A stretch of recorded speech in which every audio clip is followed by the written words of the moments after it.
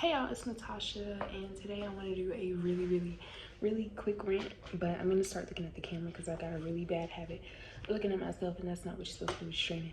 Hopefully y'all can hear me okay, but today I want to do a video on my wig pet peeves.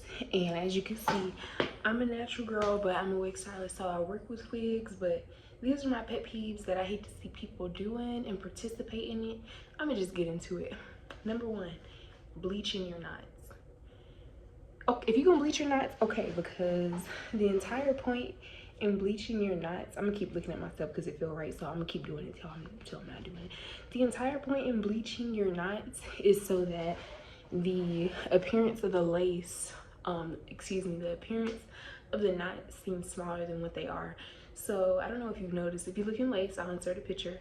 It has these really chunky knots, and that's because most of the time these knots are being either installed by a machine or they're being installed by people that are working at a machine or factory pace. So everything's the same, everything has to be the exact same, and that's how these wigs get processed.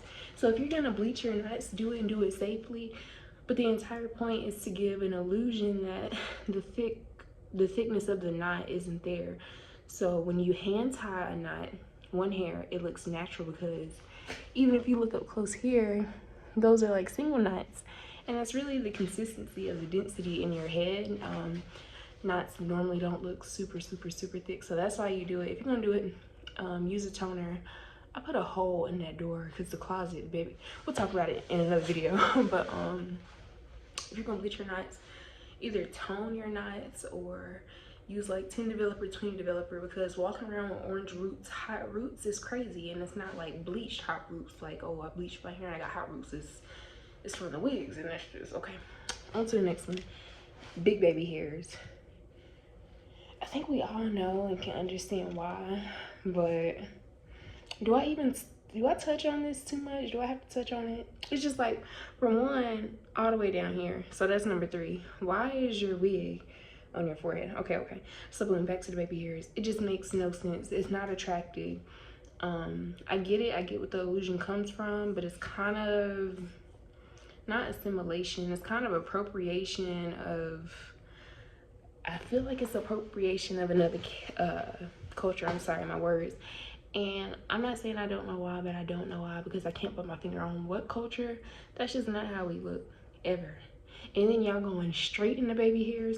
So straightening the baby hairs is number 4. I get what you're doing it for, but it's just like, you are straying farther and farther away from natural hair.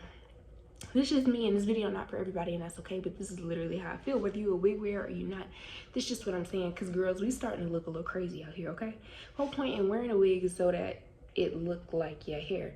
We have strayed so far from naturalism that it's like, not only do I know it's not her wig, but it's not in a good way. It's not like, girl, I know that's not you, and that's okay because it look good. It's like, yeah, that's a unit, and don't nobody like it. It's not cute.